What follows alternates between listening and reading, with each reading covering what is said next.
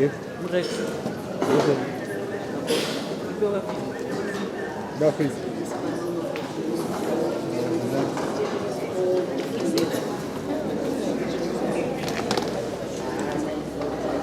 you, thank you. May I bring the house order?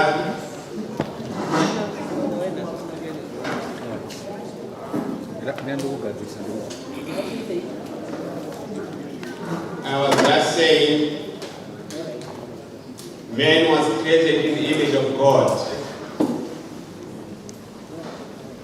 And God created the world in 6 days.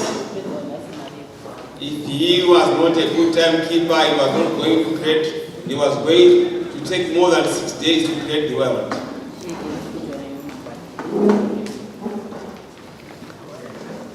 And Jesus carried out the mission that he was sent for in exactly 3 years.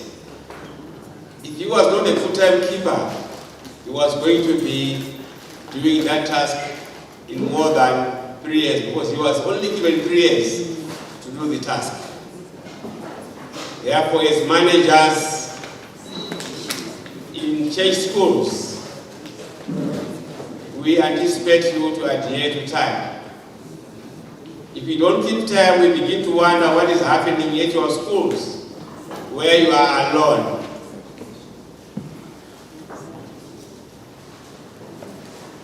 Let's observe time. Allow me to acknowledge the presence of 2 Ministry of Primary and Secondary Education officials who shall be introduced at an opportune time.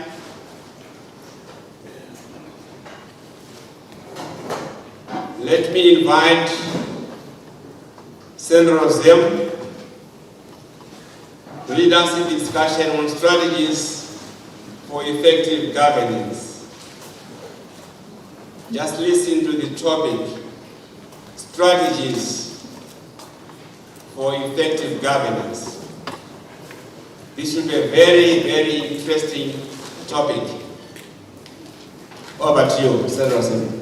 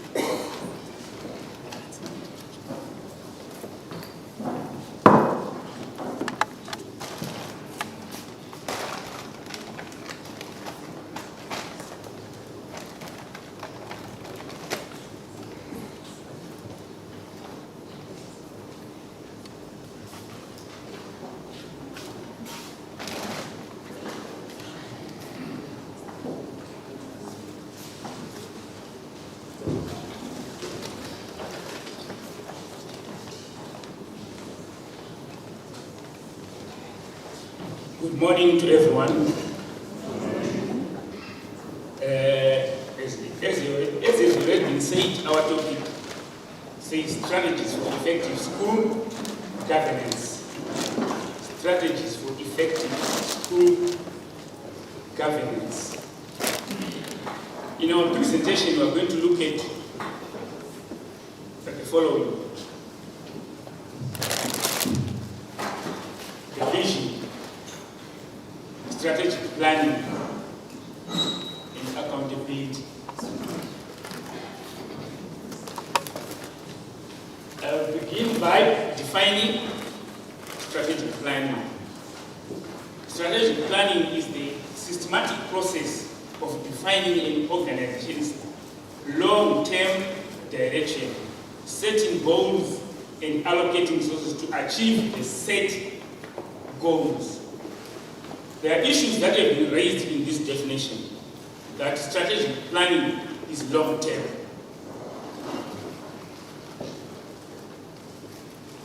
Which means it is a plan that is a span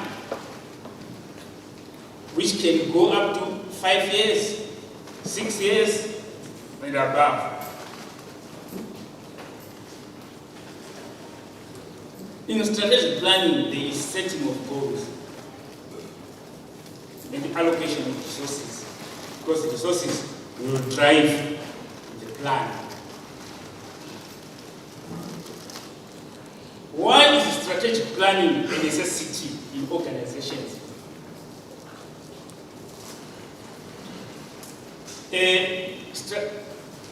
Strategic planning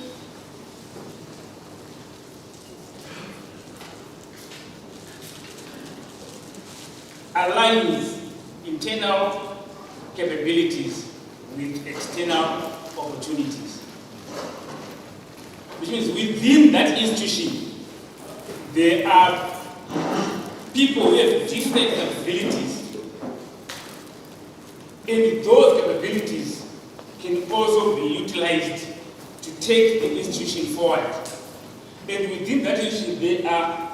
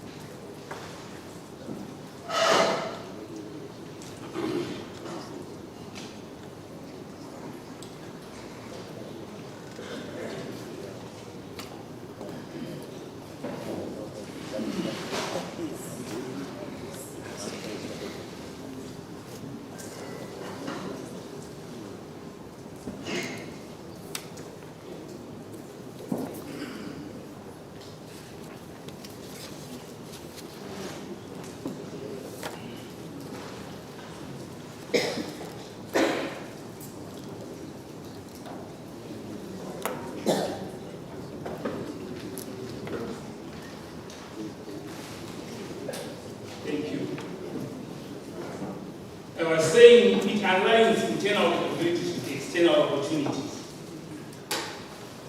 Strategic planning also enables a proactive decision-making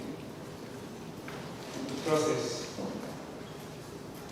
If you have got a plan, your decisions are geared towards that plan.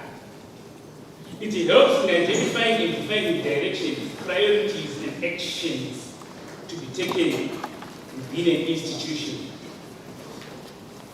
Strategic planning also helps to marry the vision, the mission, the core values of the organization, actions, and direction. If we have got a mission, we've got a vision, that vision and mission can be realized through strategic planning. It inspires people in organizations and guides direction. Once people in organizations know where they are going, they are likely to focus their attention and energies towards the achievement of that vision and that plan. It goes without saying that an organization without a plan and a vision has no direction. An organization without direction has no destination.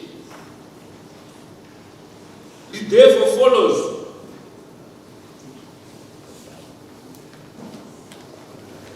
that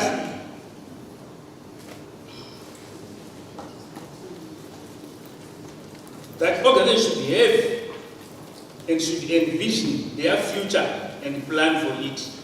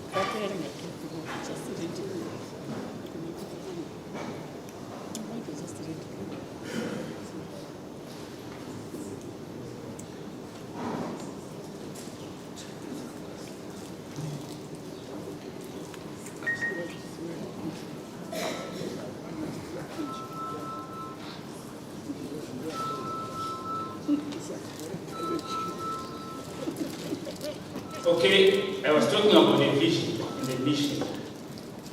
Now I would want to go on and look at the issue of the vision. What is a vision? And how a vision is created.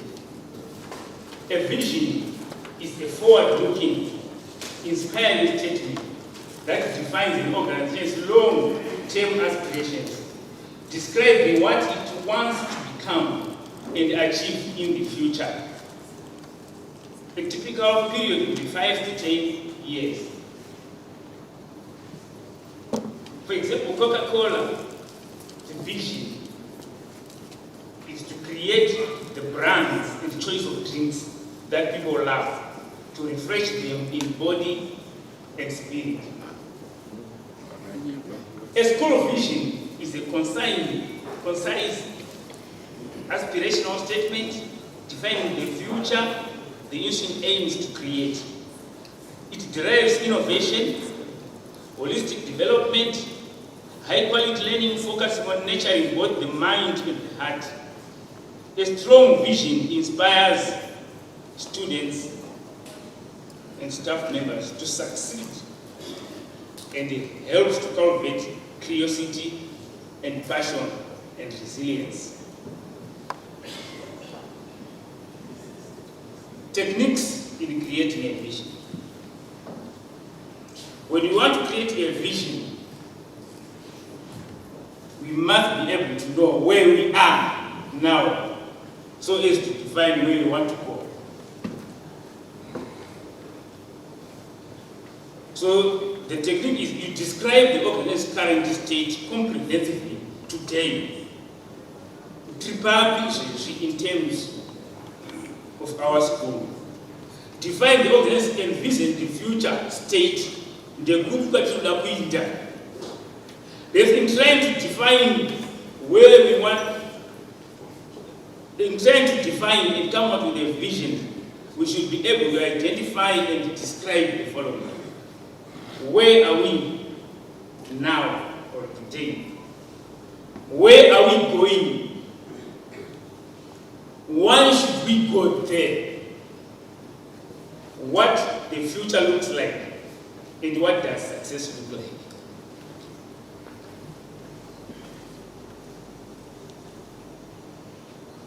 Success is measured by specific targets that have been achieved.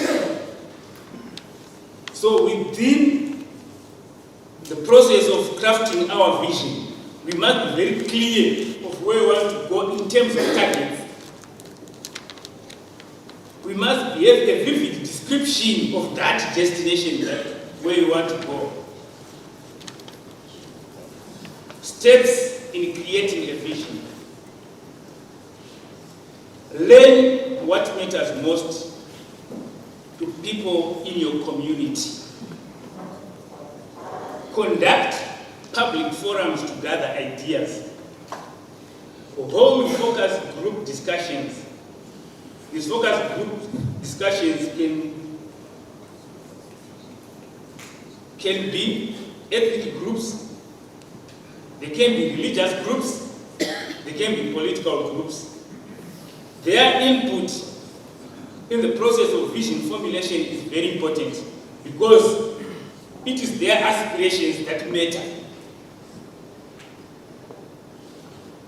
You can also conduct interviews with local leadership to know where they want the institution that is within their sphere should go.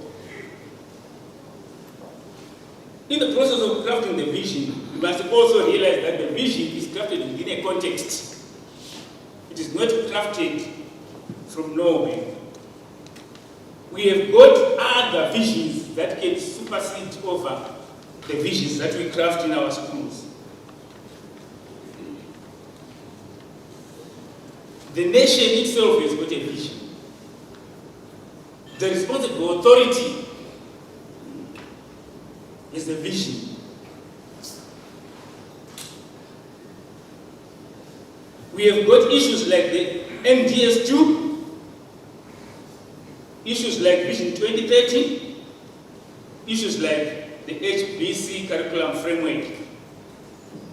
These issues should be considered in the process of crafting a vision to avoid contradictions with the national government, because everything that we do must fit into what the national government wants to do. The baseline here is understanding their dreams, their aspirations. The idea is to take the opportunity to where the stakeholders want it to be. Not to take the option where I, as the leader, want it to be. The people in the community have got a vision of what their school should be. And it is only when we solicit their ideas that we are able to clearly articulate their vision.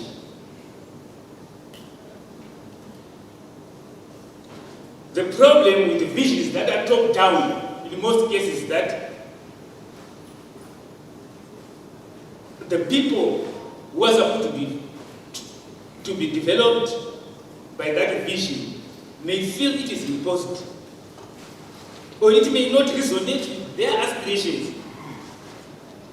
But anyway, in any case, as I've already alluded to, there are other visions. So our duty as leaders is to find out where we can find a midline between the aspirations of the communities and what the government wants to do. Or how can we draw from the national vision such that our aspirations can dovetail into the national vision.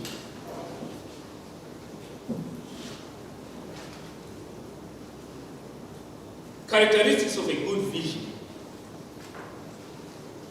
A good vision should be shared and understood by organizational members. It should include diverse local perspectives, as I've already alluded to. You solicit for ideas so that all ideas that matter are brought into play so that you come up with a vision that is answering to the needs of those communities or the people you serve. It should be inspiring and uplifting everyone. With a good vision is that where everybody feels there is something for me in it.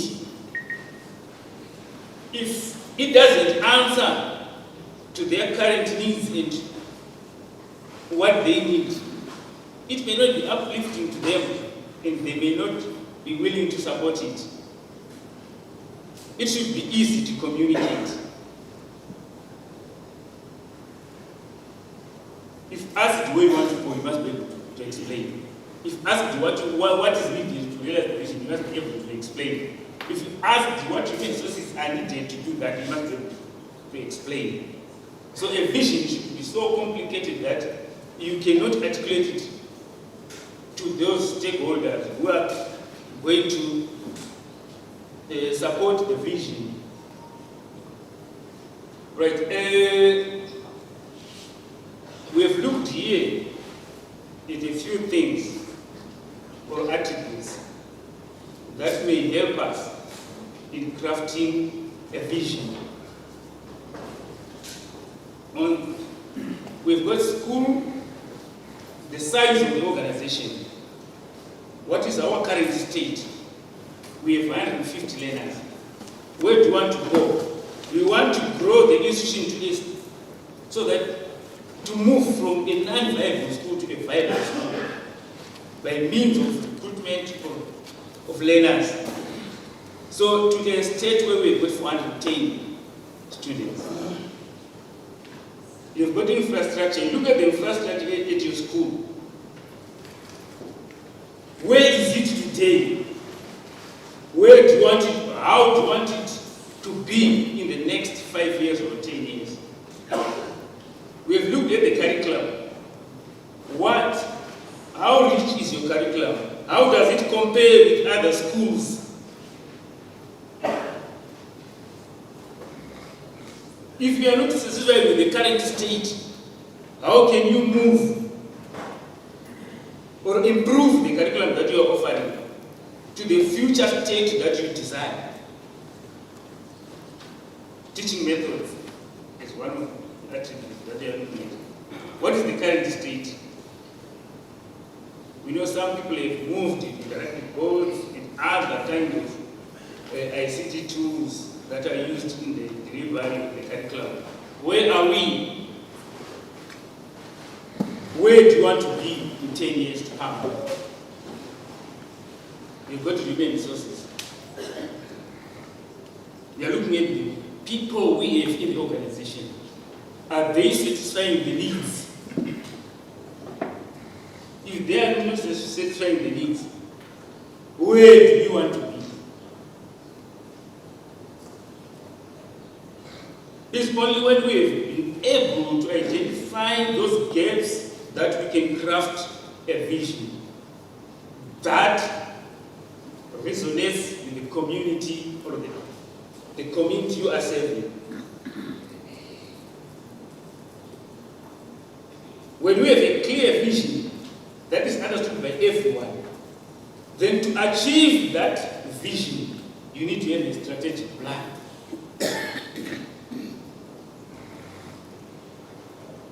And the strategic planning involves the following: defining the vision. You must clearly define it. Defining its mission. Where do you want to go? Identifying its objectives. Can we articulate specific deliverables that we say with this vision we are going to achieve? Identifying strategies to achieve the objectives. Yes, the vision is there, the mission is there, the objectives are there. But if we don't have the means, the strategies, the methods, the tactics to achieve those objectives, then we cannot achieve the vision. Specific action plans have got to be identified.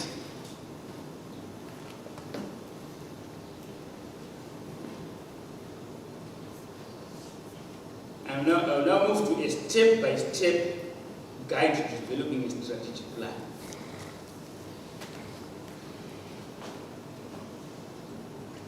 But prior to that, you might find that I've talked about what is called a VMOSA. VMOSA is simply an acronym for vision, mission, objectives, strategies, and actions.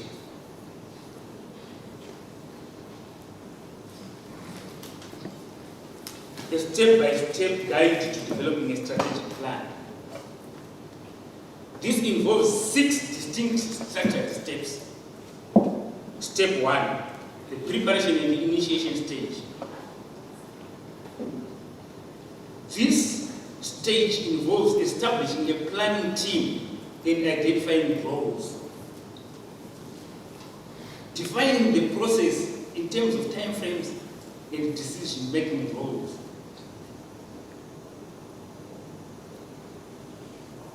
We know different decisions in organizations are made by different people. So each one of the members within the team must know the parameters, his or her parameters of decision making. Step 2, situational analysis. Carry out a SWOT analysis to identify your strengths, weaknesses, opportunities, and threats. There is no organization that has no strengths, weaknesses, and opportunities, and threats.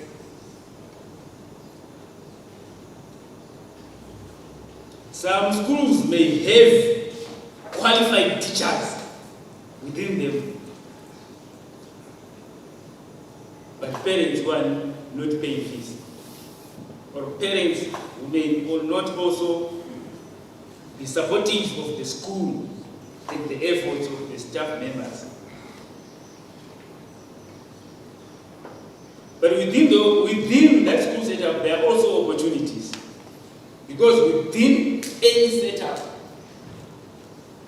there are opportunities for people who live there. That's why you find people who live in that area.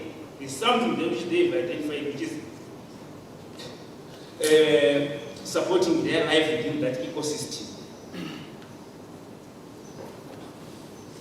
I would like to give this example here. At one school, parents were struggling to pay school fees.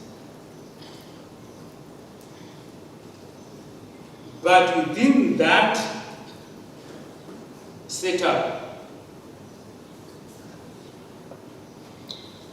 there were quite a number of parents who also happened to be part of those who were not paying fees, who were engaged in various activities, brick molding,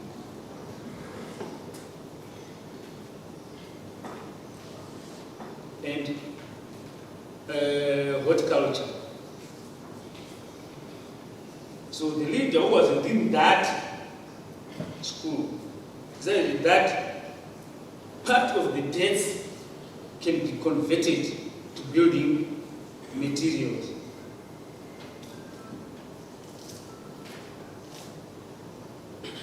And by the end of a period, there were heaps and heaps of bricks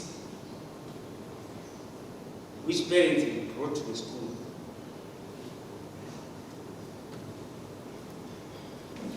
And some of the projects that were in the school were able to be accomplished. But it was not without its own threats, because usually when parents see that you have taken that route, some of them may also decide not to pay, so that they join those who are paying in kind.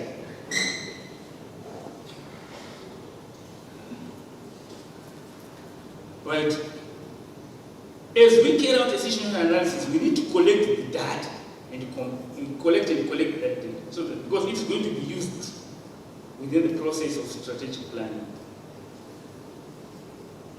Step 3, defining the vision, mission, and core values.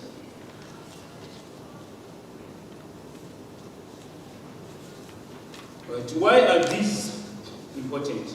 I will go to core values. Core values guide our actions within the institution.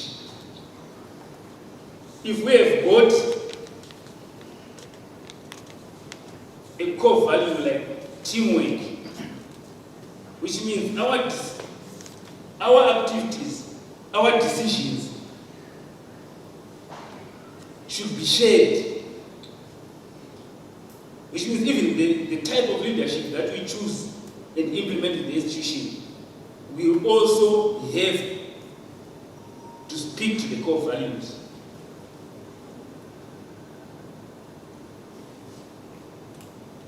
Step 4, developing goals and strategic priorities. I think goals are what we measure our success against. You should be able to identify strategic and key areas that you want to improve. Key areas that you feel should be moved within the period that you have specified to the desired future state. Perhaps it may be that our school is not performing well. What is our strategic plan to change the school performance? We must have a plan. It might be that perhaps due to the changes within the curriculum, our teachers are not equipped enough to deliver that curriculum. And we must have a plan on how we are going to equip them with the skills so that they implement the curriculum in the best way possible, so that we are able to bridge the gap between the planned curriculum and the implemented curriculum.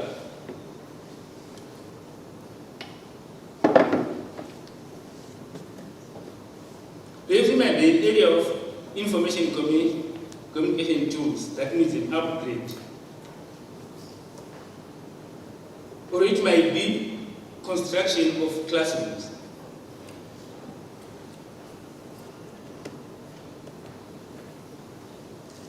After having identified these strategic or key areas, we need to prioritize, because not everything can be done at the same time. Some things will have to be done at a later time. We prioritize which is the most important goal that is going to deliver the most impactful goal.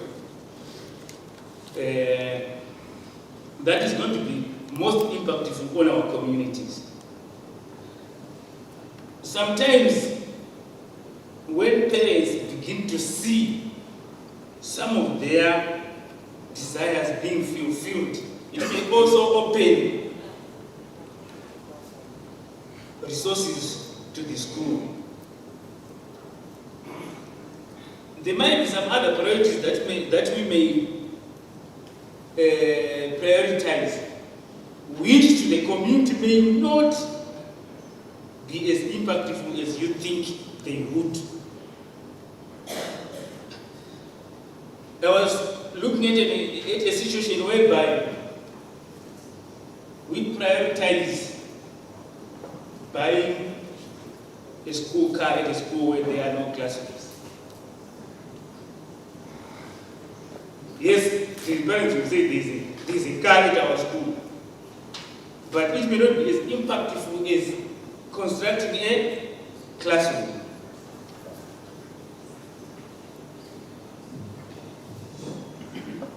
Step 5, creating action plans. Identifying and coming up with specific tasks to achieve the goals.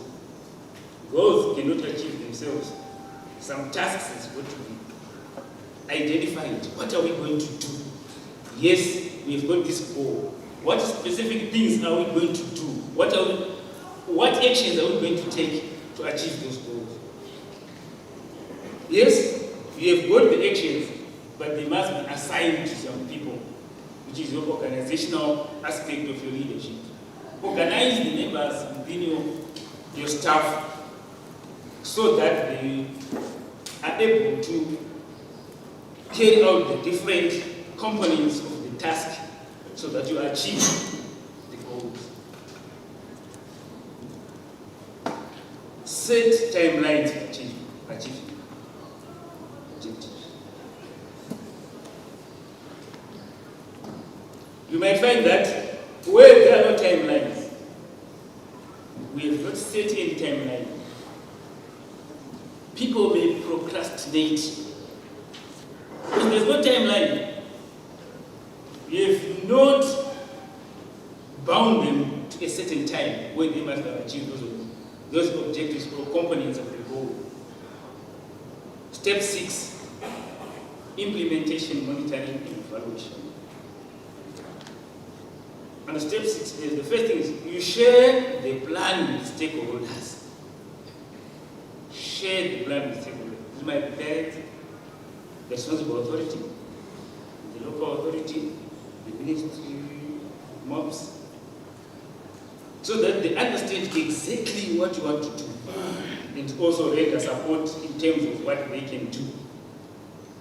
Check on the progress regularly.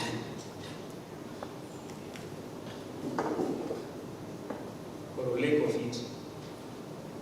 Meet teams and individuals to get feedback. There are people who have assigned tasks,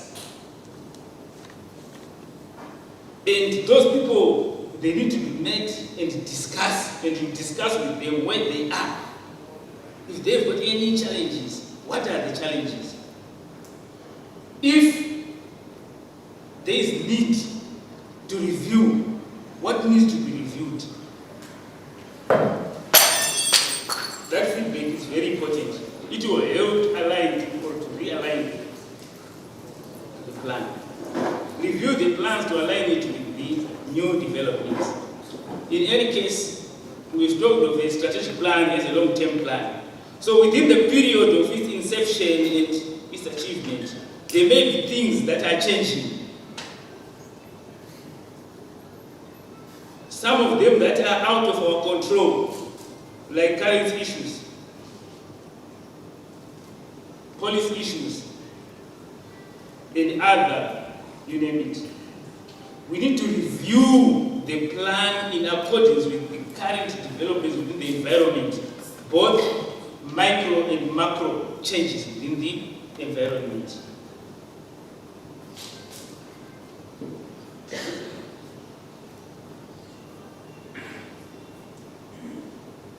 I'll go to the next aspect, which is accountability.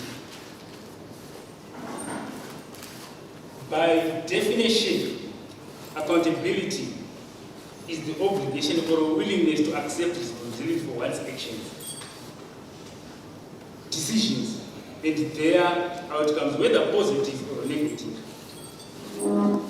The general belief amongst us is that when we talk about accountability, we are always looking on the negative side of things.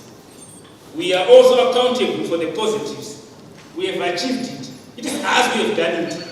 And therefore, we must be proud and also articulate those achievements that we have done.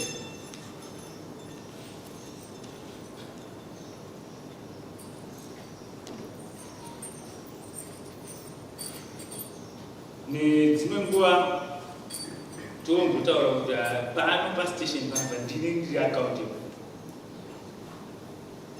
Sezvo ndiri accountable,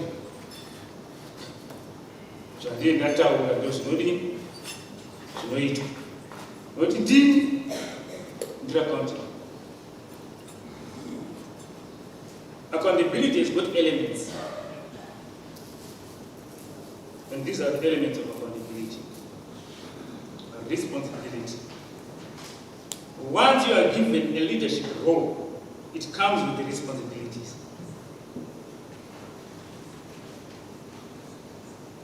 Within the leadership role, you may also delegate. But remember, whether you delegate, things go right or they go wrong, you are responsible. You are answerable, and the liability lies on you. It doesn't matter that you have given the task to some other people. You remain reliable for whatever outcome comes from that.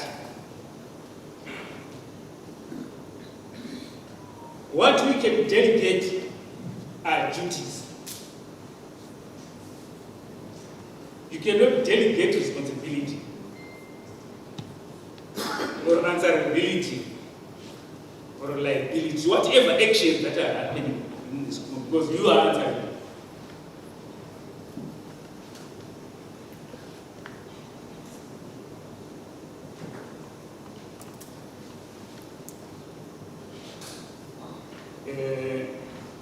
Greg Baston has got these 7 pillars of accountability. One of them is character. Character. Do what is right, always.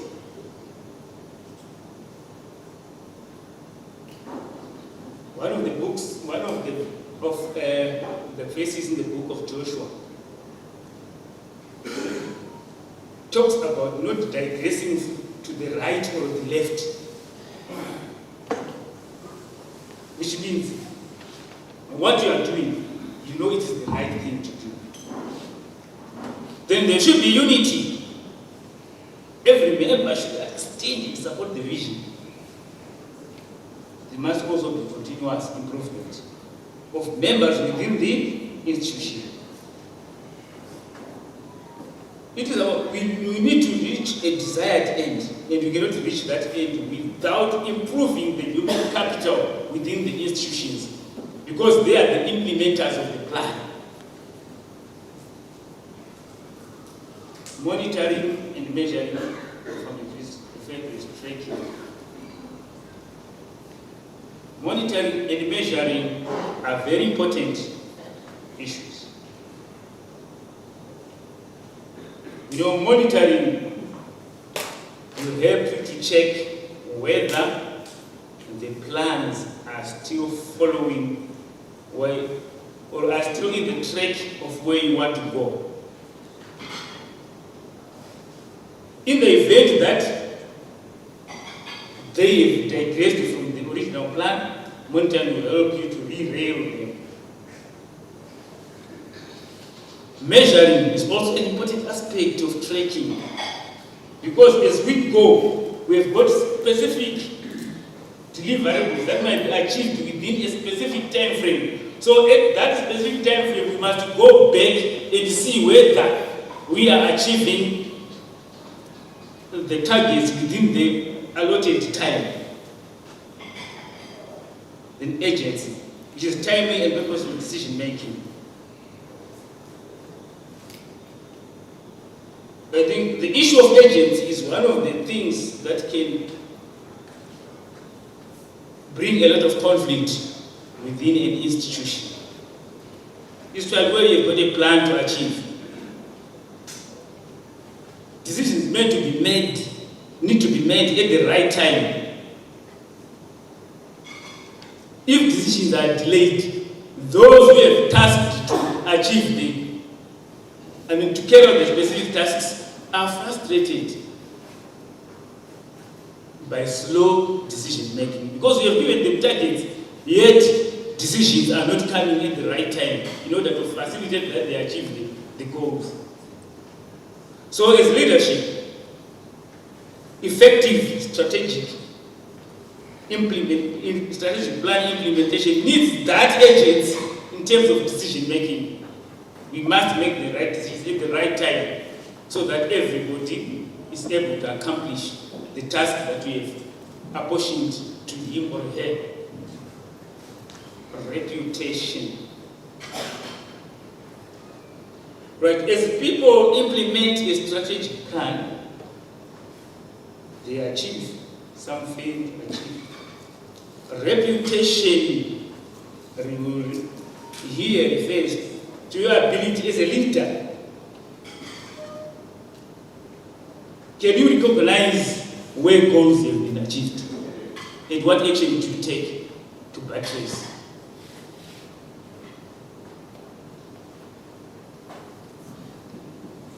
Have you recognized where underperformance is happening and what step do you take to correct?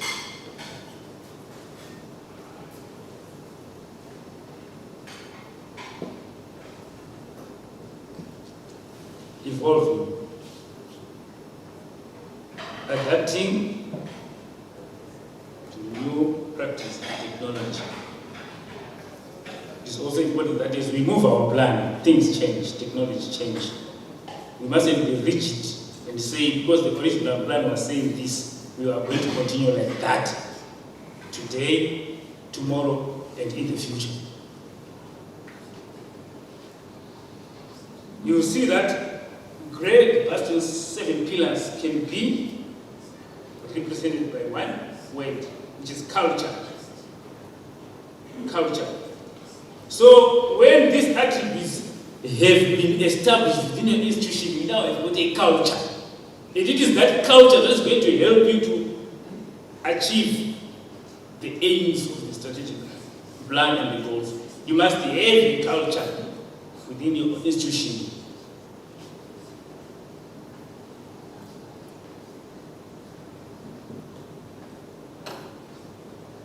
Then come to John Maxwell's Rule 5. This talks about us, we the implementers of the strategic plan. How are we going to implement? What is our attitude towards the strategic plan, implementation of the strategic plan? John Maxwell has got 5 issues which he refers to as Rule 5. The first one is lead. And you say, we lead ourselves to fulfill a purpose. You have crafted a strategic plan. You are implementing a strategic plan that we have crafted. We must have that desire to lead ourselves to achieve the goals.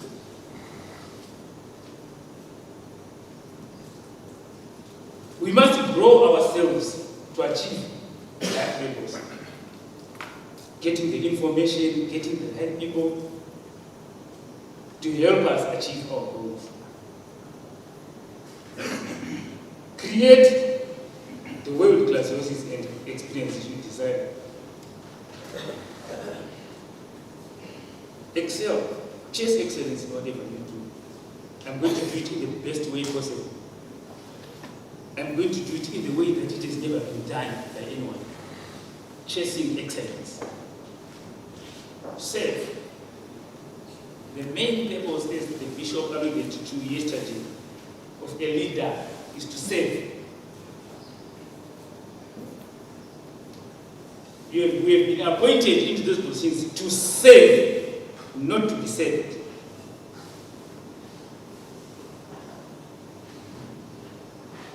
So in everything that we do, every plans that we craft, we must be able to ask ourselves, what is the benefit to my community? What is the benefit to my country? Because we owe that service to our clients. By virtue of that appointment, we owe that service to our clients. Then I'll go to what I call accountability levels. I've tried to compress them into 4. We have got the macro level, which is at the national level. The macro is the highest national level, where the roles of quality assurance, curriculum setting, developing assessment tools, resource provision, policy formulation, monitoring, and evaluating adherence to policy. Right. And at this level, we also got the PMC and the other directors who are at national level. That's the macro level. Then the next level is the administrative level, where the policies are implemented from the provincial, the district, coming down. That's the administrative level. Then we've got the professional level, where us as school heads, teachers, senior teachers, and the rest of us, we have been invited to this workshop. Fit. In our roles are clearly defined for us. I'm not going to go into the roles because it's something that we do. Then the last one is the social or community level. Those are the 4 levels. You find that once you have been appointed and your roles have been defined and you have been told what to do, whatever task you are supposed to do is one that you must account for. You need to account for whatever roles that you have been assigned by the PEPSEC to carry out in that role, in that position you are. be accountable.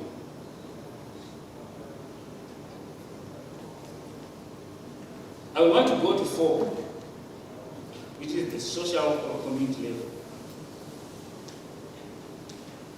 But while all of us may feel the levels above and those that matter, but we also have got some schools where learners will pass through your school going to the next school, because the community also evaluates us every day and every time. Right, looking at implementation of measures for accountability. The following measures can be taken. You can use what is called result-based measure. Where schools are ready to start, but schools are kind of they extend the distribution of the data. That's one of the methods of ranking which may lead to effective to greater accountability. Some will talk about signing result-based performance contracts, use of standard tests, board meetings to discuss performance or lack of it, school inspections and ratings. That one is not bad. Because of internal evaluations whereby the responsible authorities can also come in and find out how things are happening within the school. Then we've got internal, whereby people from outside come in to evaluate our systems and everything that is happening within the schools as a way of trying to make us account for whatever activities we are doing in the school.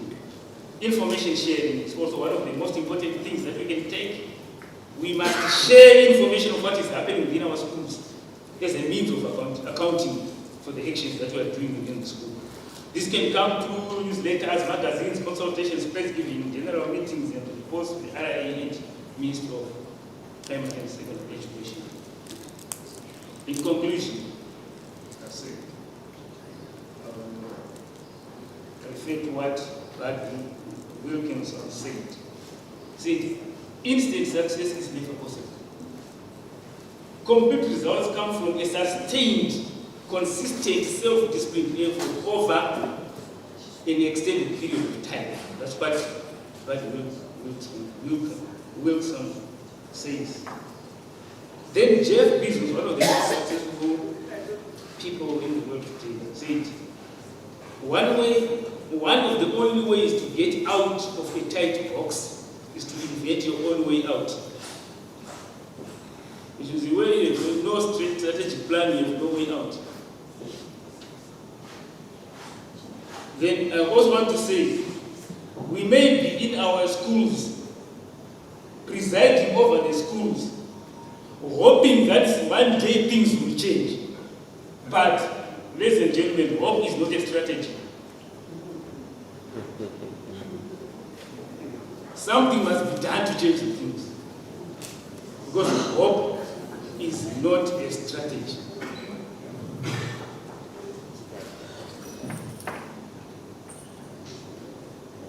It is also very important that each school should have a development plan, a 5-year plan, to mitigate against a machine gun approach to school development, whereby we just say, if we do these things, I think we are going to fulfill the aspirations of our parents. With this, ladies and gentlemen, I rest my case.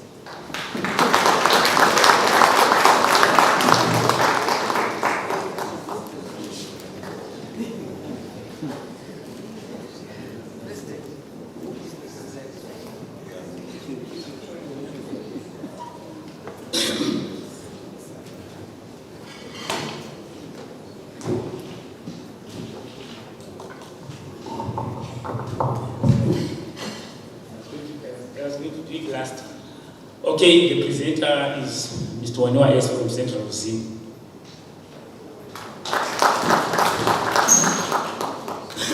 Thank you so much, Mr. Waniwa from St. Patrick's Primary School in Central Z.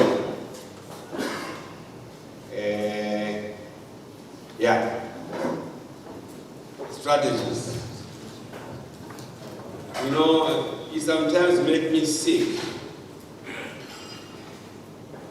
When I look at schools, they've got beautiful blueprints of these strategic plans. Once the strategic plan is made, it is put on the shelf and it dies there.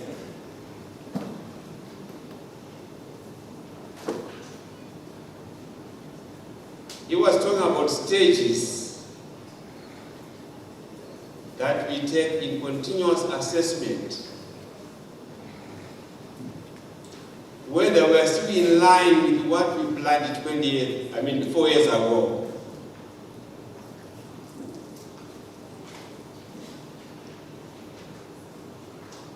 And yet, of course, in some schools, some don't have strategic plans. They use the philosophy, take any road, it will take you there.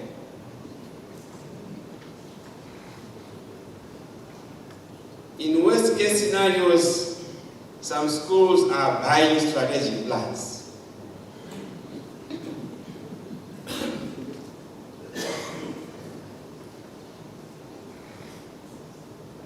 A school head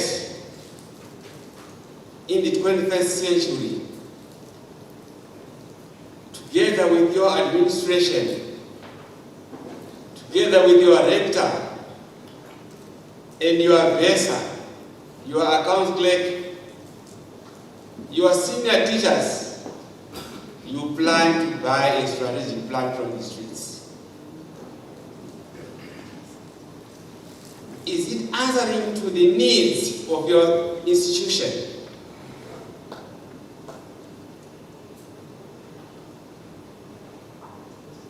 Ladies and gentlemen, let's be serious about this.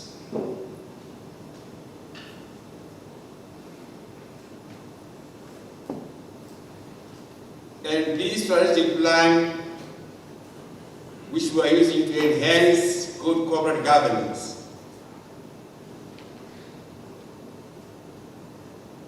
let us not leave out the most important stakeholders, the learners. They've got something that they can input so that we have a meaningful strategic plan.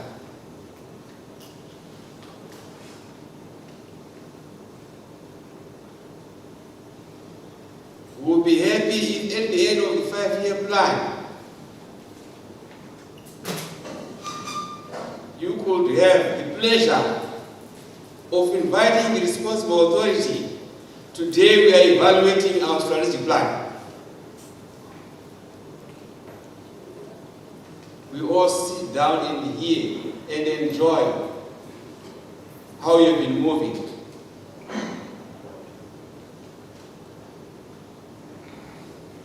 We want moving schools, not dying schools. But moving 21st century schools and moving 21st century Anglican schools. Remember, we take the lead, others follow.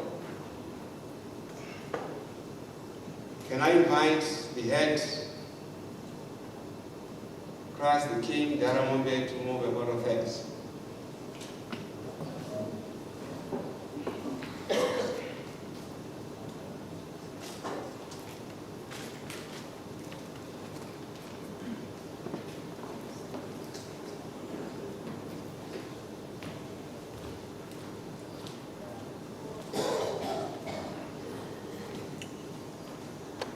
Good afternoon, ladies and gentlemen. My task is very simple. To move a lot of things. To the last presenter, the previous presenter, Mr. Waniwa, Central Zimbabwe. I want to thank you, sir, and your team for enlightening us on how we should plan for development in our schools. You have articulated well on the need for a mission and vision, which dovetails well with capabilities and opportunities for the future. Thank you for highlighting that we need to take a proactive decision-making approach as we make the direction for what we want to achieve tomorrow. You taught us on the importance, on the characteristics of a good vision, which is quite inspiring, diverse, as it were, inclusive in as far as teamwork is concerned, which means that it is not something that is done by one person, independent of other contributions from fellow members of the organization. Therefore, there is need for teamwork for us to succeed. You looked at the SWOT analysis, where again team effort is needed to address any threats that come with implementation of strategies. I liked the part where you hammered on policy compliance, that in whatever we do, we must not forget that we are guided by policies so that we don't go astray. And policies that come from the Ministry of Primary and Secondary Education, the responsible authority, the need to embrace the SDC, parents, local leadership, and all other important stakeholders. You talked about the issue of delegation of duties in order to reach accountability as each and every member contributes meaningfully. You concluded by saying do it right to achieve better outcomes and result in excellence in service delivery. You taught us not to just hope and wait for miracles, because hope is not a strategy for good corporate governance. I want to thank you so much for the lessons you have given us. I think with strategists like you, we will go far, and our good doctor is not going to remain sick as it will. Thank you.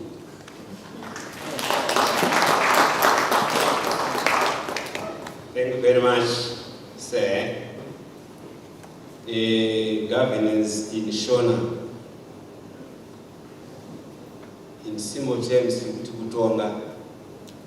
And it, when you talk about governance, you talk about kutonga. And maybe my school leaders, tonga because mangwana mchatonga. Tonga is telling because mangwana mchatonga. As tonga in Zirakwai. Yesterday we had Mrs. Mademutsa, the DSI from Mutare, who was with us for the greater part of the afternoon. As I alluded to, we have an important guest who is among us. Allow me to invite Mrs. Mademutsa to introduce and advise our guest.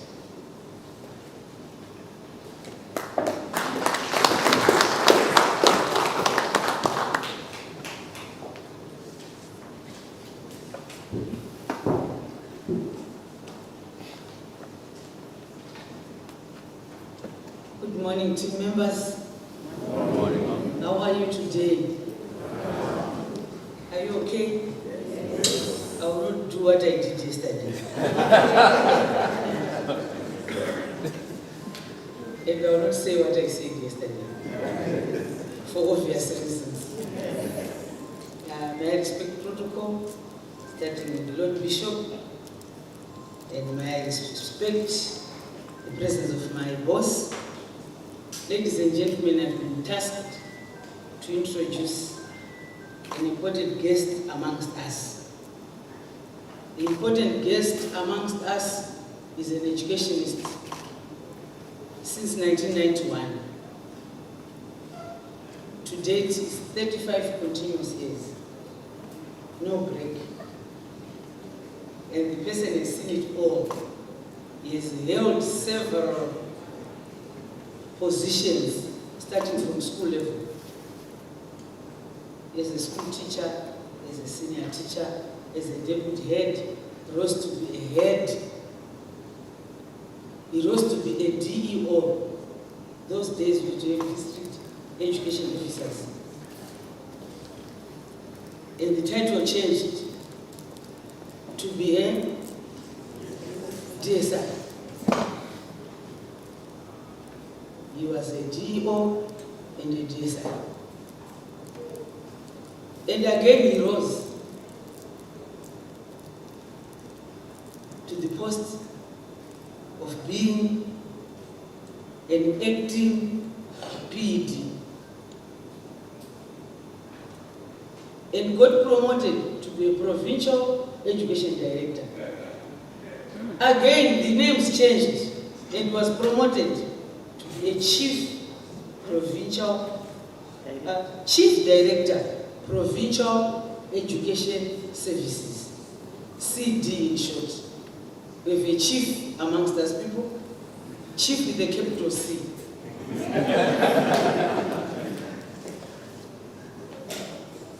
His name is Mr. Gabaza. Mr. Gabaza is our Chief Director, Provincial Education Services for Manicaland. May we put our hands together before I carry on. I'll carry on to say, CD, my boss, in here,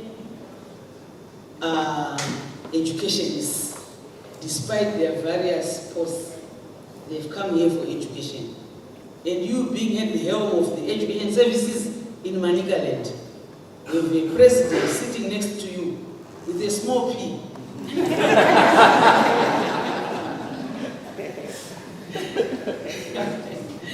By the name Mr. Mafa, we have education secretaries, we have principals and rectors, we have school heads amongst us. We have deputy heads, chaplains, bursars, and senior teachers.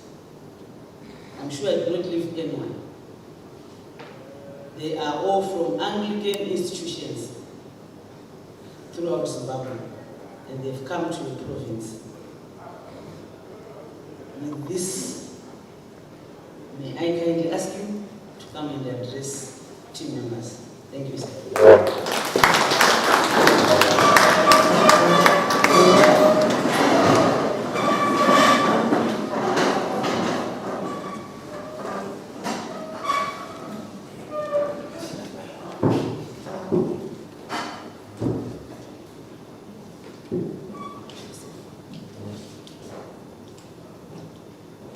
Thank you very much, Did. You can resume your seats.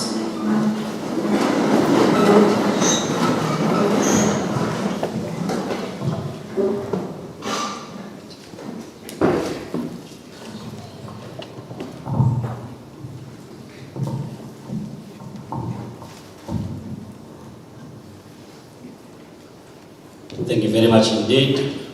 Good afternoon, ladies and gentlemen. May I recognize the presence of the Director of Ceremonies of the day. Thank you very much for marshalling the program of the day well. Then, yes, Madam Mademutsa, my district schools inspector from Tare District, where we are located today, where we are gathered for this very important conference. The Bishop of the Anglican Diocese of Manicaland, Bishop Eric Ruona, in absentia. I heard he was here yesterday and he made an inspiring presentation. The NASA President, here present, Mr. Mafa, and Education Secretaries from the 5 Anglican dioceses, I want to acknowledge, appreciate your presence, all principals, all rectors in church, chaplains, school heads from all Anglican schools, deputy school heads, senior teachers, bursars, all distinguished invited guests, ladies and gentlemen, comrades and friends. Allow me to say apple, that is all protocol observed. My dear DSI just skipped one step, that I was also a substantive director for education services before I was promoted as chief director, provincial education services.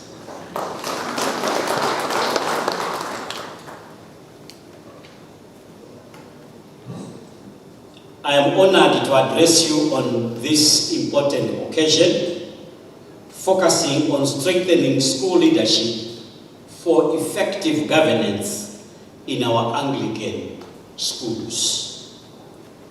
This gathering comes at a critical time when the demand for accountable, transparent, and results-oriented leadership in our education sector has never been greater. So as an education system, we want leadership that is accountable, leadership that is transparent, leadership that is driven by results, results-oriented. So this theme is significant and critical at this particular time, because as a ministry, that is our focus.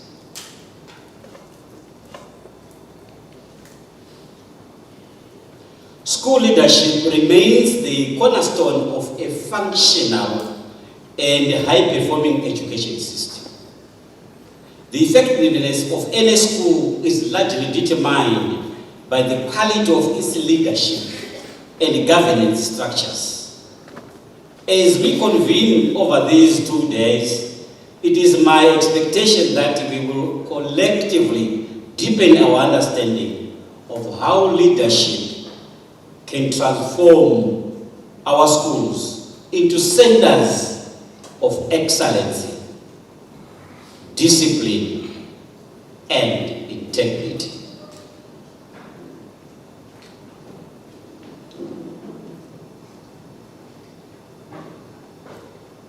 Quality leadership leads to quality results. Remember, we are a ministry of quality education and access to education.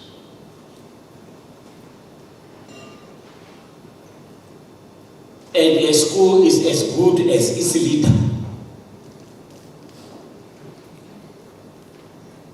If you throw your eyes back to your school, make an honest assessment of the school, and then an honest assessment of similarities or differences. Common knowledge says you must draw some similarities because you are as good as your school. If it is dilapidating, then just look at yourself, whether you are not as well dilapidating like your school.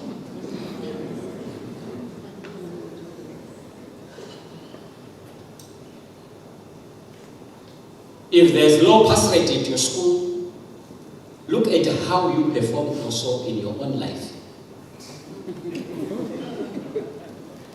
Are you succeeding?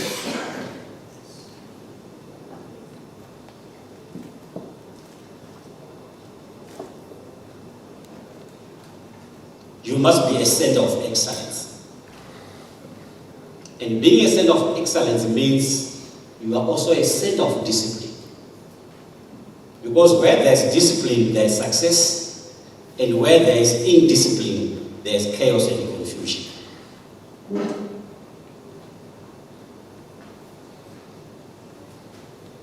And within your governance and leadership, there must be an element of integrity. Integrity must be central to your leadership. It must be central to your governance. Just today, before I came here, I signed an integrity pledge for the year 2026,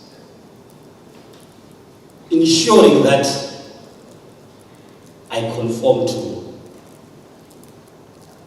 the governance structures in existence, the laws of the land, the supreme law of the land,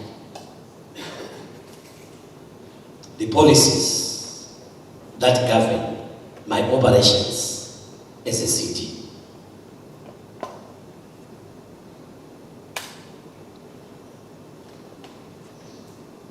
Educational governance is a key pillar in ensuring that our schools operate within a clear framework of accountability, responsibility, and ethical conduct, which is here integrity. With integrity, you are rest assured that you do something right, even in the absence of pairs of eyes looking at you.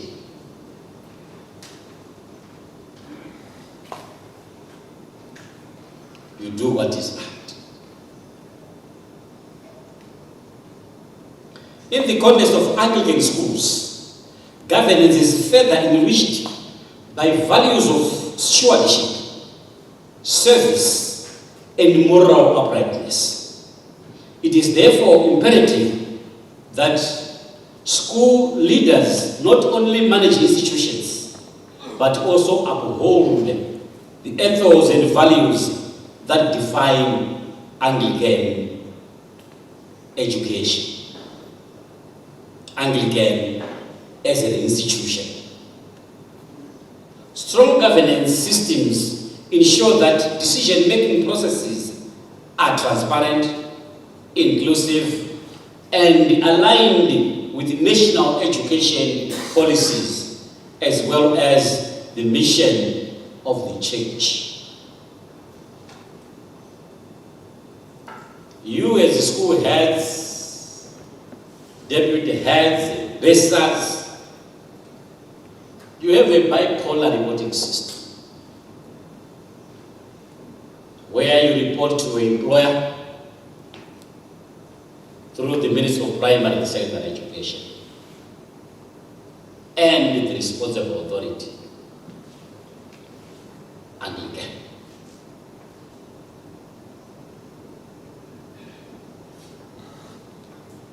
So you must ensure that you don't falter in the two directional reporting routes. What you report to education must also be reported to your responsible authority. If it is enrollment, staff and enrollment return, the responsible authority must also know how many students are at this Anglican school, how many teachers, is there any deficit in the staff, both non-teaching and non-teaching, or there is under-enrollment or over-enrollment. They must know. Remember, they also support your welfare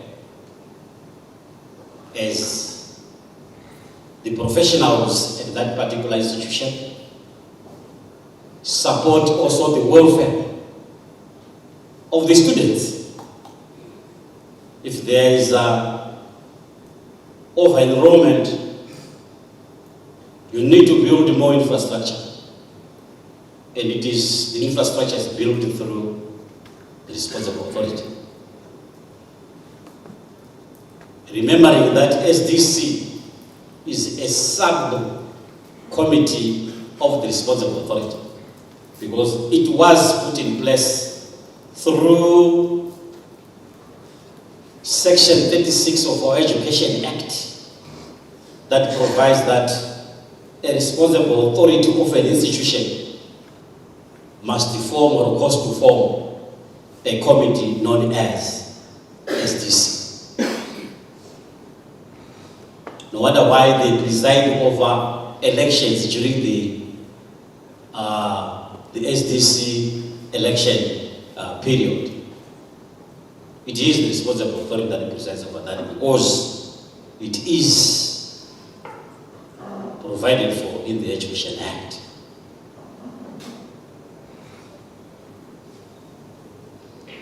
So remember the bipolar reporting system.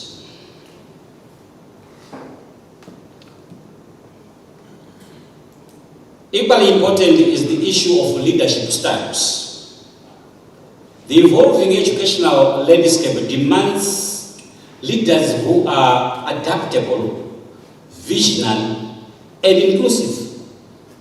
Gone are the days of purely authoritarian leadership. Today's school head must be transformational, instructional, capable of inspiring staff, learners, and the community towards a shared vision. Participatory leadership, which encourages collaboration and innovation, is essential in fostering a positive school climate and improving our outcomes. As leaders, you are called upon to motivate your teams, manage diversity, and create environments where both teachers and learners can thrive. I've already said that a school is as good as its leader, and that we have various types of leadership. You know them. But as the Minister of Primary and Secondary Education, our focus, fixed focus, is on these two: instructional and transformational leadership. Transformational, that's adaptation to evolving circumstances. Circumstances are dynamic, and we want you to adopt dynamic leadership, where you ought to transform the state of affairs of your school.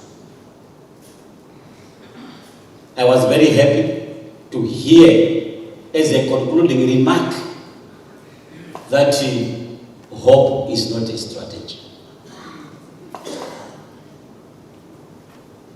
You hope and hope and hope and hope, and nothing comes.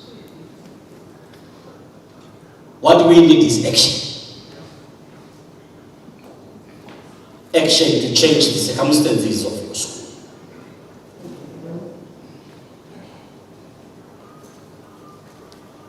Be adaptable. Don't remain static, even in your thinking, so that you change the fortunes of the schools that you lead. Dynamic leadership, transformational, and instructional. Instructional is critical in the sense that you, as a head or deputy head, first and foremost, you are classroom practitioners. Any other follows. So you must be at grips with the happenings in the management of classrooms, classroom discourse, classroom discipline. You must know that. So that when you discuss professional issues pertaining to this, you are well informed. And your speech is data driven rather than thumb sucking. You make reference to specific situations that you observed to bring about believability in your speech.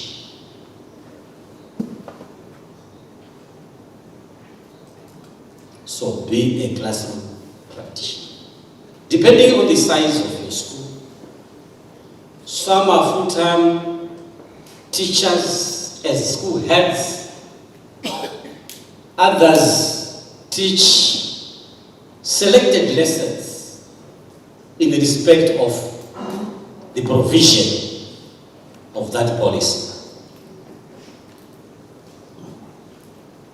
So you need to ensure policy compliance in that respect, get to know the professional issues that obtain at your school in the classrooms so that you can assist, come up with practical strategies to correct the wrong situations at your school.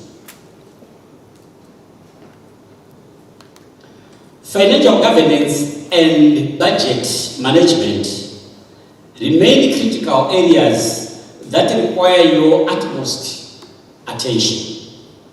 Schools operate within limited resources, and it is your responsibility as leaders to ensure that these resources are managed prudently, transparently, and in accordance with laid down regulations. Sound financial management practices not only enhance accountability, but also build trust among stakeholders, including parents, school, community, the church, and government itself. It is essential that the budgets are aligned with school priorities, particularly teaching and learning, and the proper financial records are maintained at all times.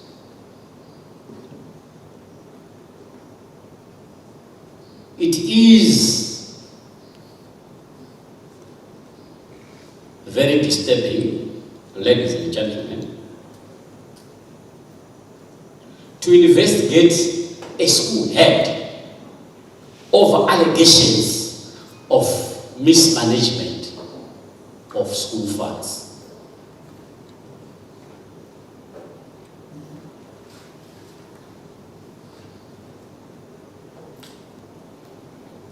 So you need to ensure that you have sound financial management skills and abide by policies that regulate financial management.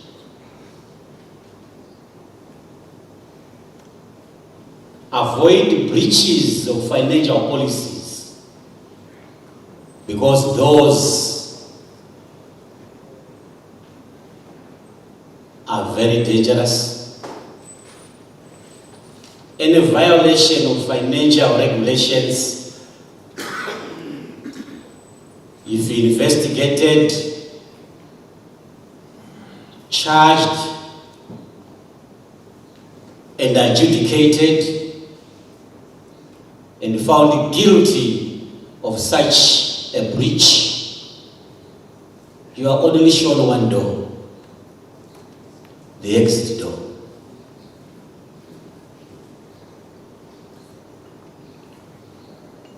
We are in offices to serve, and dismissing one head from the system is one too many.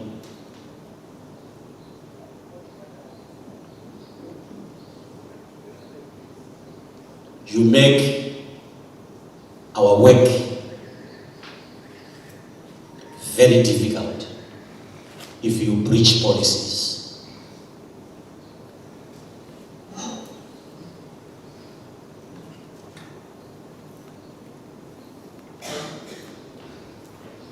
Closely linked to this is the adherence to policies and compliance requirements.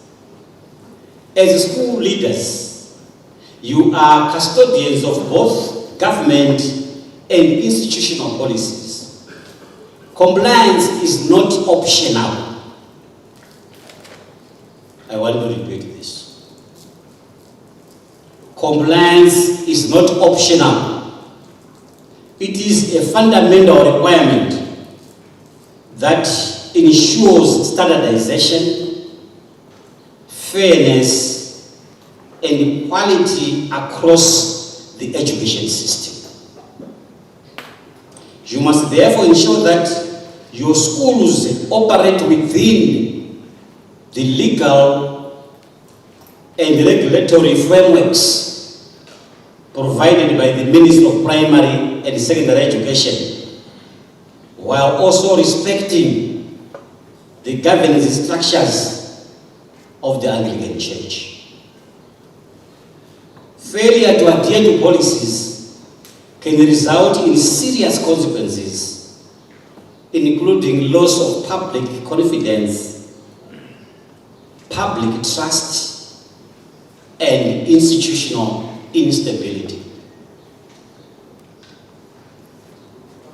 See what can be caused if we do not adhere, we do not obey the dictates of our policies as they relate to government and the Anglican Church.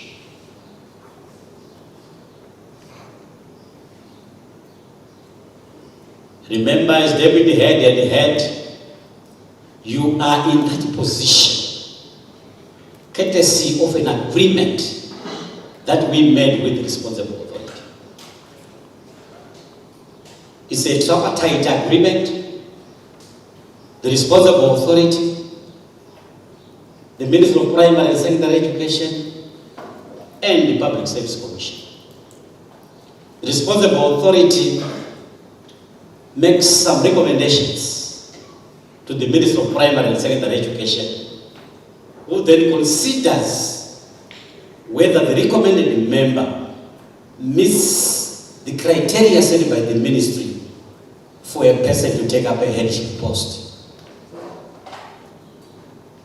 And then, in liaison with the Public Service Commission, as provincial placement committee, we then appoint you as a head of a certain Anglican school. So it's tripartite. And we always tell the responsible authorities that when a head has failed to live up to their expectations, they must not say, government, get your person, we no longer want his or her services.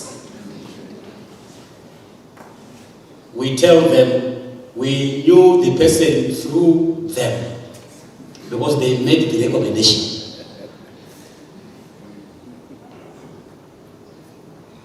So it's our problem together.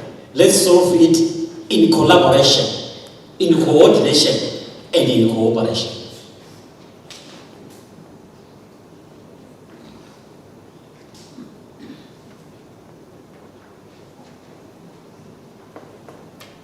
So, strict adherence to policies is what can improve your governance, your leadership, your administration, your management of your schools. schools are run by policies. Whichever course of action you take, you must make reference to a particular policy.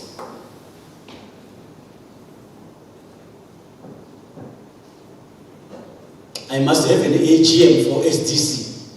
Yes, it's there, it's written.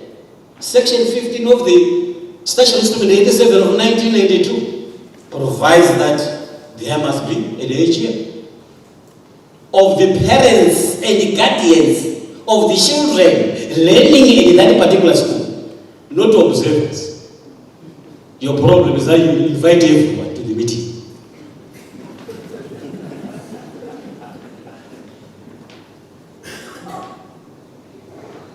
Let's follow the provisions of the policy.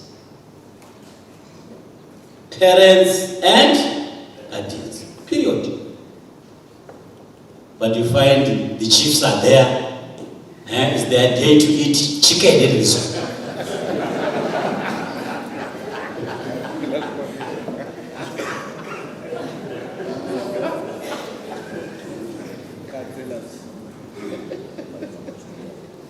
If you want them to enjoy it, through governance, you are carrying out a project at your school. It has matured, right? You can then take, say, it was called, take one chicken or two to the chief to say, I am doing this project at my school, in your area. Now I'm saying, Taib visa. Who are passed? About you, those who are wait by AGM is this. You've got a good project. Now they are ready for the market. Before you sell, take them to the village head. Those are dying days. And you will get a lot of support from that. Look our vegetable, look our cabbage. Do that. You'll get a lot of social mileage, social capital from such a benevolence.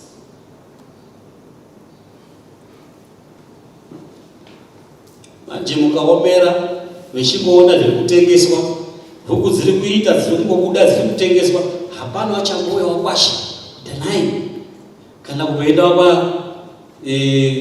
kwa priest in charge or kuna principal taivisa kuno.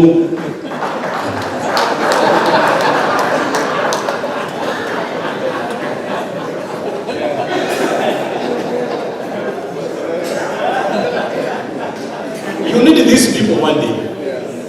You need them. There's social capital in that.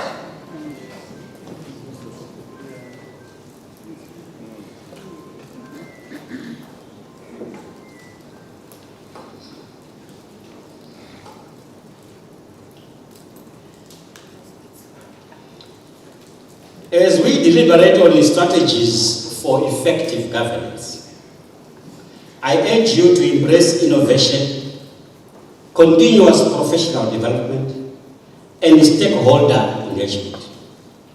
Effective governance is not static. It evolves with changing circumstances. Engage your school development committees, empower your staff, and involve parents and communities in the governance process.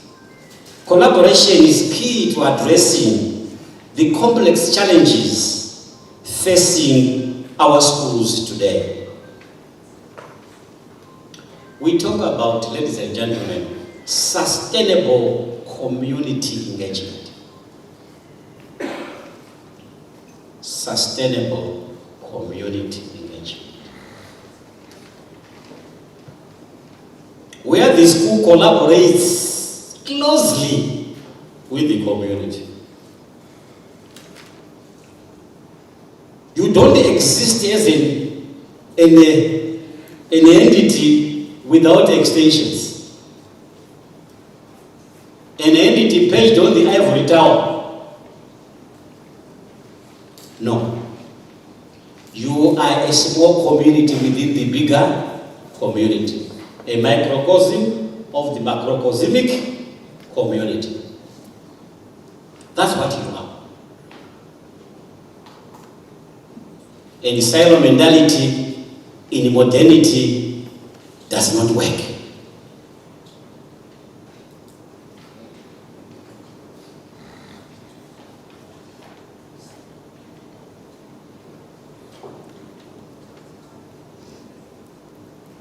People need people. Leaders need other leaders and other people. The holier than thou attitude has no place in our education system. Because a school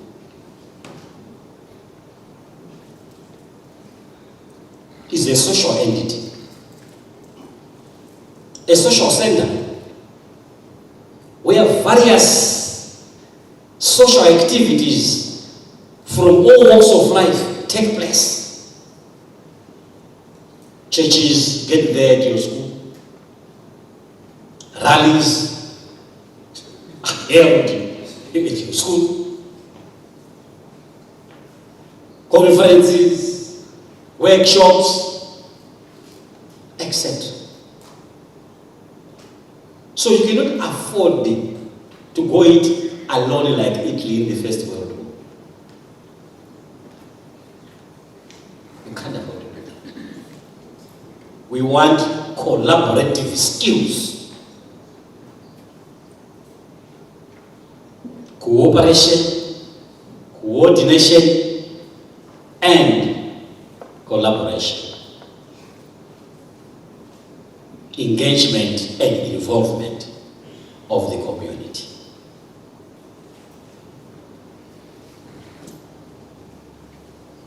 If we do it alone, that's when we are saved and inundated with anonymous letters making reference to your school that you are an authoritarian leader, that the school is dilapidating, that there is low pass rate. The school head is a common patron of the nearby waterhole.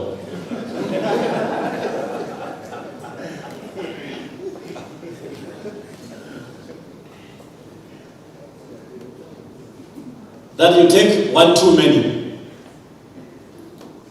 and abuse the way of as you walk back home.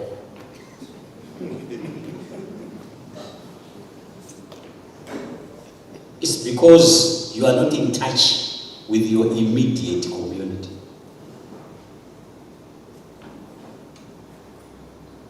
Let's involve them, let's engage them, collaborate, cooperate, and coordinate so that we develop this school together. Especially the aspect of dilapidation, please look at your school infrastructure termly. And then, if there is any facelift that is required, give it priority before you are on the social media.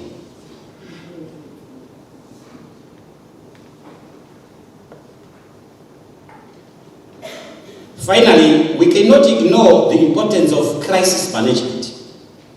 In school leadership,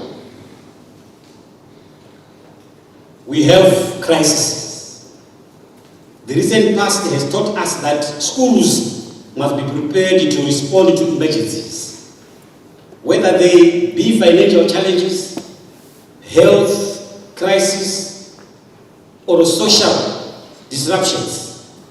A good leader anticipates risks, develops contingency plans, and responds to those decisively while maintaining stability and confidence within the school community. Crisis situations test leadership, and it is during such times that true leadership is revealed. Crisis management. You ought to be quite knowledgeable about this area, because emergencies do strike. A child may die within the school, you are a boarding school, or even a day school. And the world will want to know why that child has died in that school.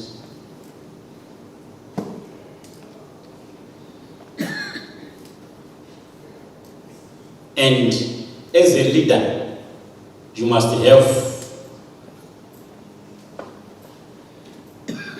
skills, leadership skills, to deal with such a crisis. A classroom block can be blown off by a violent wind and leave the entire roof of a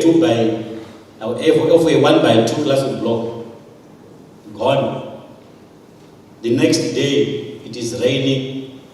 Then those students who have been learning in that classroom, what are you going to do to them in this severe weather condition? Leadership in crisis is required there. These are realities.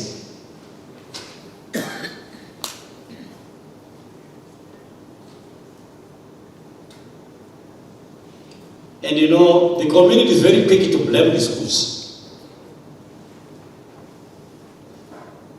These days it's raining cats and dogs. Rivers are flooded. And once you dismiss the school, when it is raining heavily, you are now at fault as a school. If a child is drowned, why did you dismiss that child in that circumstance?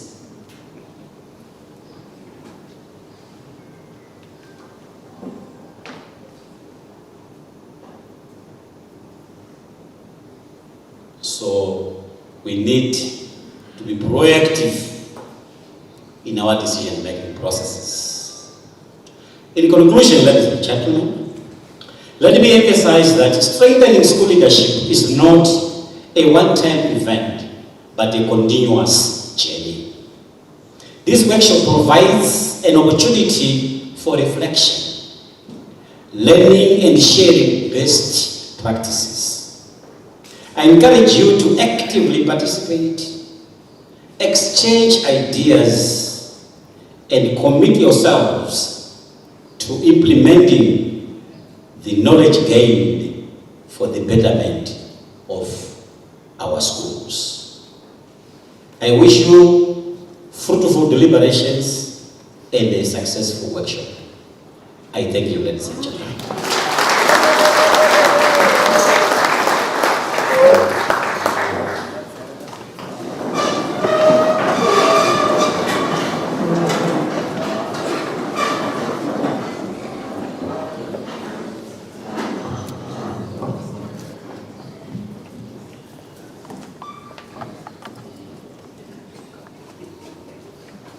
So we can sit down. Thank you.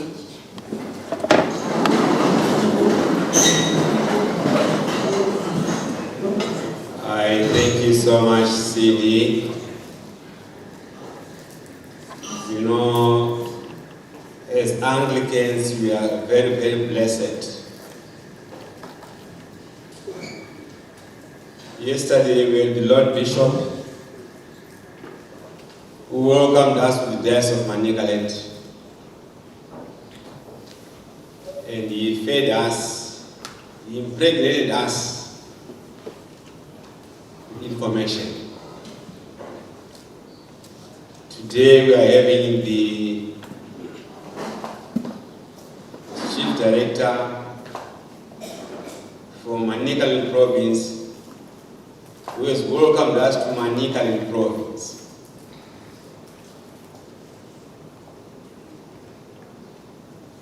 I liked his talk on inclusivity. leaving no one behind. And by the way, inclusivity is a tenet of Education Agenda 2030, which we are all pursuing.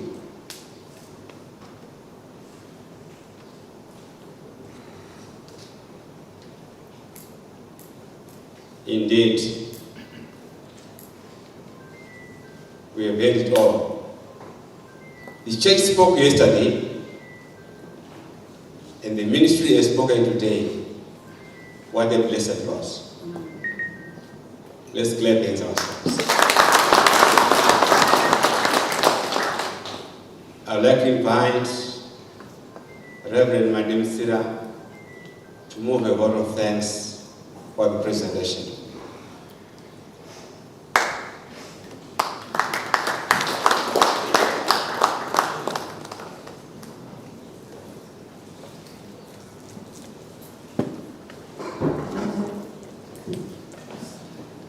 Thank you, Director of Ceremonies.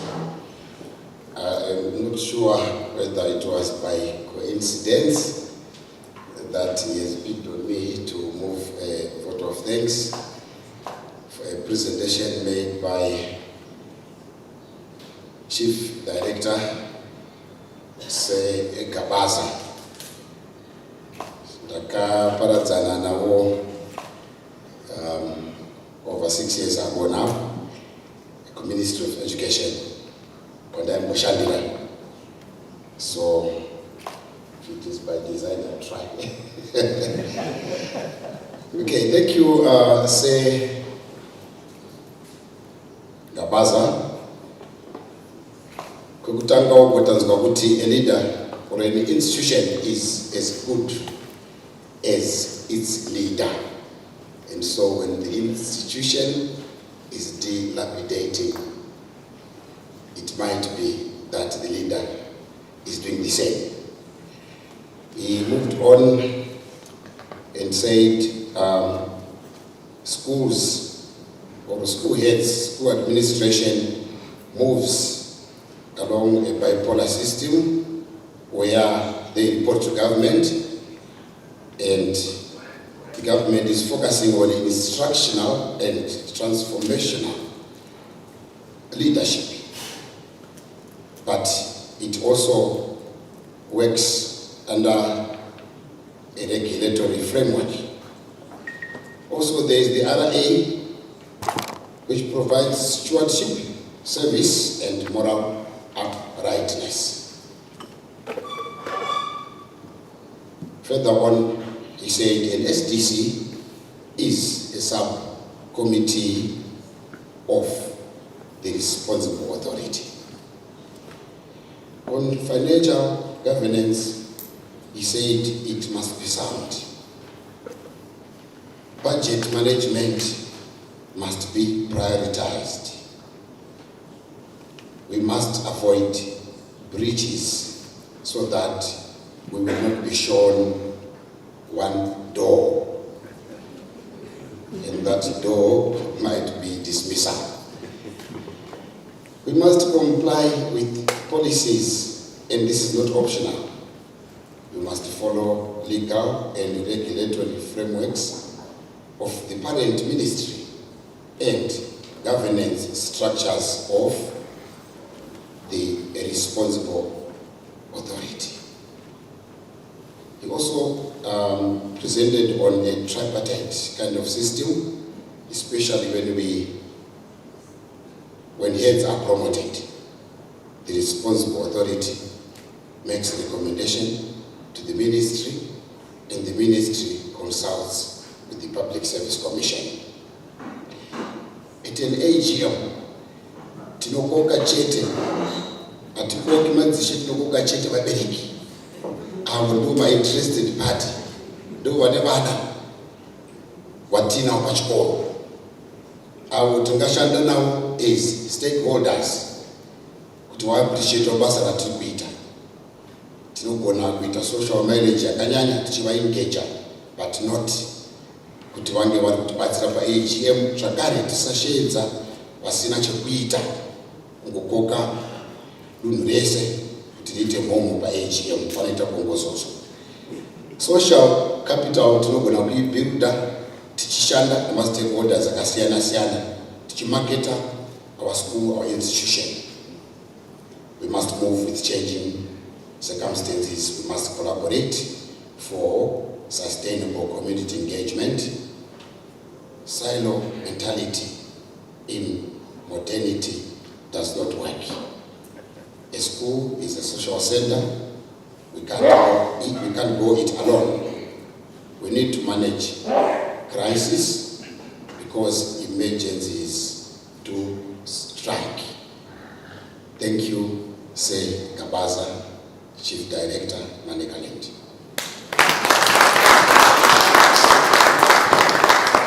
Thank you so much, Reverend Madimtsira.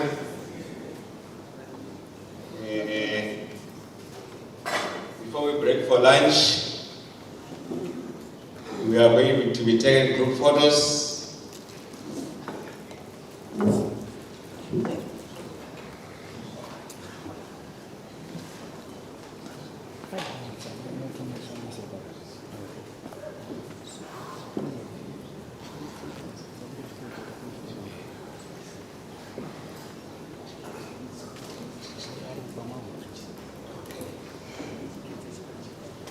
So we are going outside to be taking group photos. Our lunch is at 2:15, somewhere there. So after the group photos, sorry? We are taking them inside here. We use the stage. They're not going outside. Once we take, they go outside. Okay, yeah. The cameraman is saying we use the stage here. So how are we coming here? We're going to put the chairs. You sit in front, the others will stand. We have 5 licenses. Take 5 then to go. Okay, so may I suggest we have the education secretary first, and the chief director, and the DSI, and then Manicaland comes. From Manicaland we go to Masvingo, we go to Matebeleland, we go to Serrazim, then lastly Harare. But before we do that, because others will be taken in, then they will go out. May I ask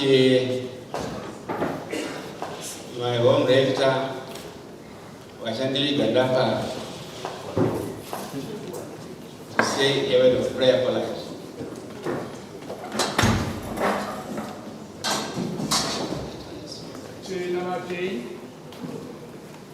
Muzita lenye baba remanako manadere meyame. Marema zita tuda kutenda ili matishitsa tuda kutenda mali nekuda kuza matiguvera tadzidza takura titendere patino pano tikwanise kunozvishandisa mukati mebasa makatiguvera nemunzvimbo dzatinochengetedza. Titenderei kukupai mbiri nekutenda pazvose zvikuru pachikafu chagadzirwa pamasikati ano icho tichagashira tiropafadza kuti patinochigashira tiropafadzo tisimbiswe mumuviri tikokushandirai tinonamata kuti muropafadze kunyange nepazvabva tanamata nekutenda bvita renyu baba remwanakomana neremweya mweya. It is said that there are others who do not have their tea, a tea break. May you please go ahead and enjoy your tea before the lunch. Please, get 25 whatever.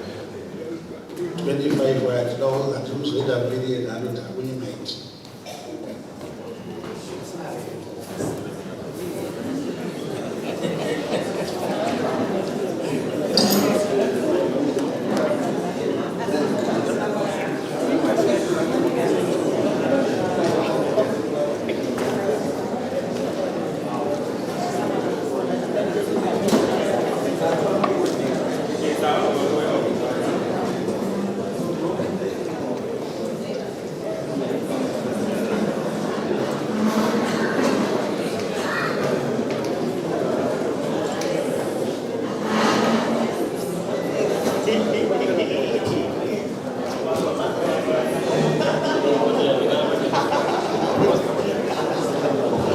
Ndokumbira wemadayosisi mukabuda muchashayikwa kumapictures.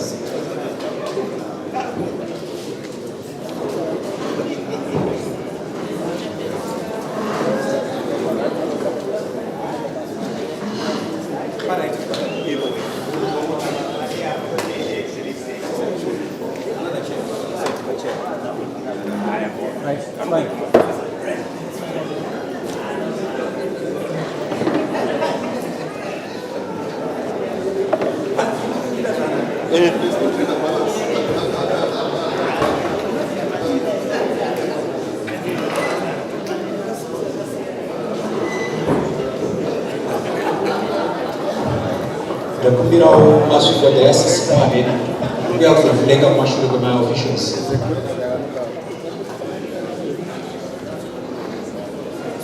Doctora.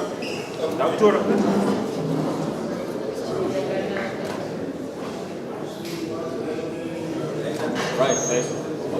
Masviko dayosisi uya kuvhuleka kumashure. Masviko dayosisi.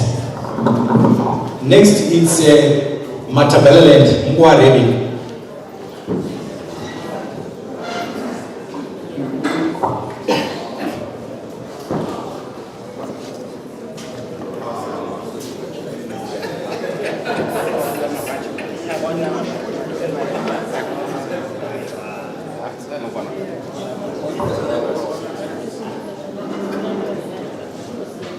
Right, Doctora. Munhu wese mutarisa kuno Dennis man. Doctora. Another one. Matabeleland, you can come. Right, cool. Matabeleland, you can come. You speak Mashingo Tapenza, Matabeleland. Then the next is Manikaland. Matabeleland, Vachipenza, Manikaland. Trabukaska Ugundo. Manikaland, Garabu Patuzu, Eguno Kuseno.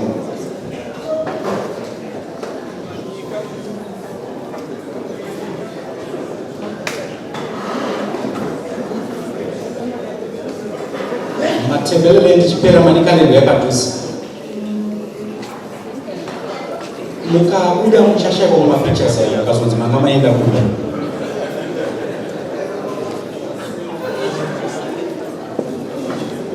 Right, Doctora.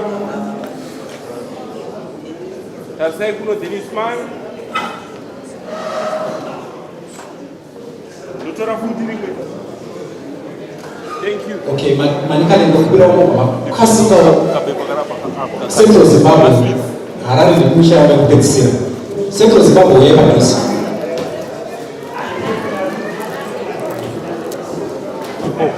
Manikaland chikasika muchifamba.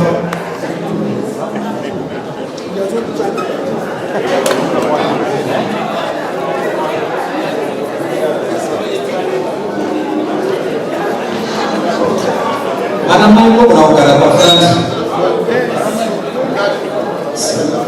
Yamagara pafront. Yes. Central Zimbabwe yepadhuze. Harare yepadhuze.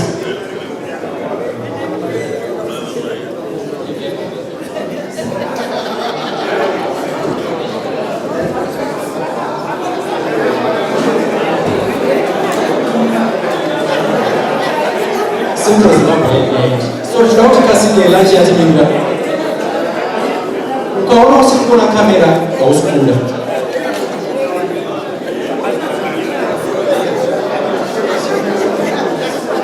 Okay, the photographer is about to take.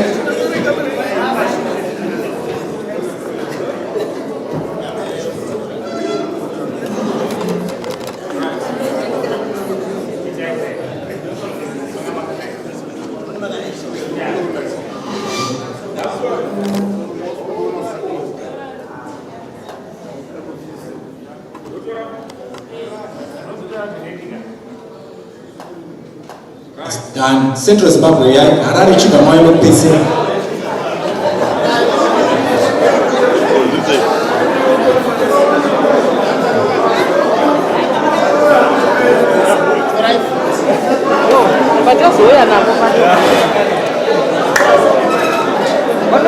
So guys, put your brow down.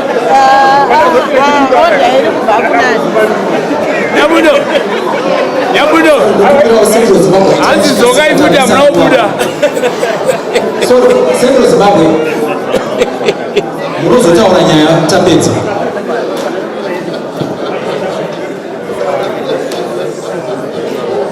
Harare chibva mauya kuzomira kuleft.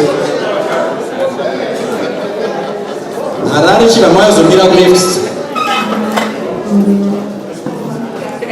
The last one Harare uya kuzomira kuleft.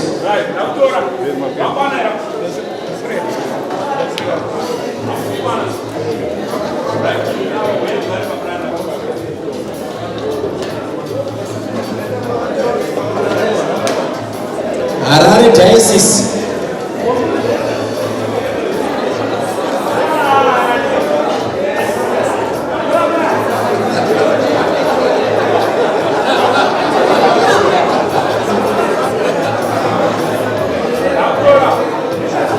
Harare Diocese.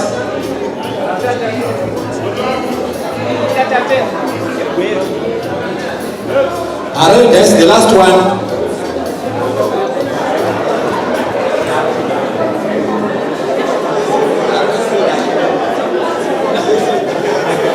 Harare Diocese. Dokumbirawo Harare Diocese.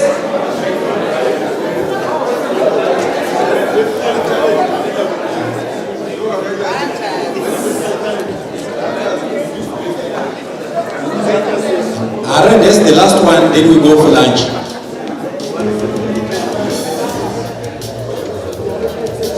Mufundisi Mrukatika.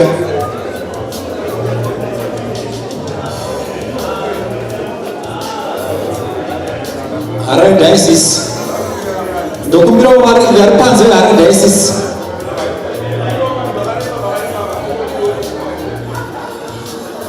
Unogona kufunda masedhaina mosi wakona.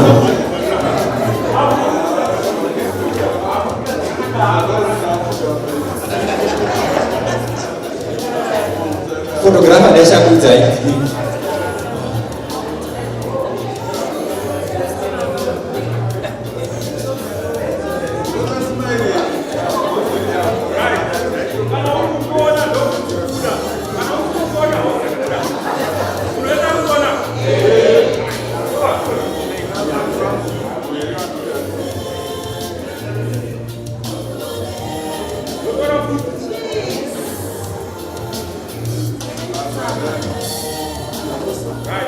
Thank you very much. Thank you very much.